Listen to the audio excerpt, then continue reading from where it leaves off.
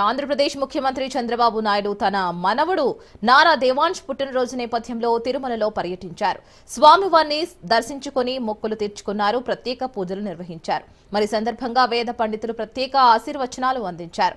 తిరుమలలో ఒక రోజు అన్నప్రసాదంకు అయ్యే ఖర్చు 44 లక్షలను సీఎం చంద్రబాబు నాయుడు శ్రీ వెంకటేశ్వర అన్నప్రసాదం ట్రస్టుకు విరాళం ఇచ్చారు. ఏటా దేవాంశ్ పుట్టినరోజు సందర్భంగా నారా కుటుంబం తిరుమల శ్రీవారిని దర్శించుకొని అన్నదానం చేస్తుంటారు.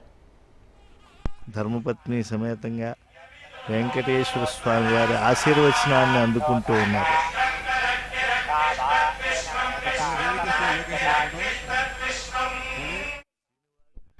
ఈ సందర్భంగా స్వామివారిని దర్శించుకున్న తర్వాత AP CM Chandrababu Naidu emotional అయ్యారు. తాను శ్రీవారి ఆశీర్వాదంతో బతికానని చెప్పారు.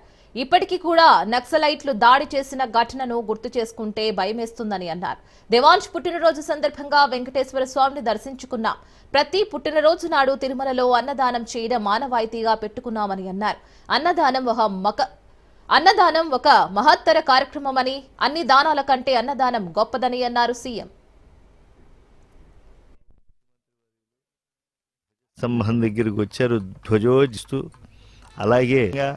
అలాగే పుత్రులు మరియు అమాత్య శేఖరులు అయినటువంటి నారా లోకేష్ గారు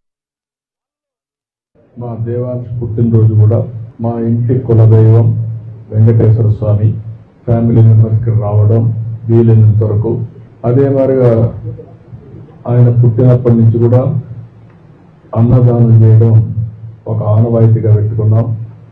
అన్నదానం అనేది ఎన్టీ రామారావు గారు స్టార్ట్ చేశారు.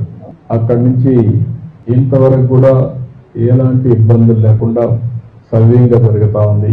నేను ప్రాణదాన కార్యక్రమాన్ని ప్రారంభించాను. దేవుని ఆశీస్సులు తీసుకెళ్తే మానవ సేవ, మాధవ సేవ రెండూ ఉంటాయనే ఉద్దేశంతోనే ఆ కార్యక్రమాన్ని పెట్టాం.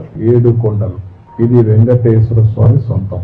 7 కొండలు వెంకటేశ్వర స్వామివి అని మనం చెప్తా ఉంటే 7 కొండలు ఆనుకొని ముంతాజ్ హోటల్కి అప్పట్లో పర్మిషన్ ఇచ్చారు.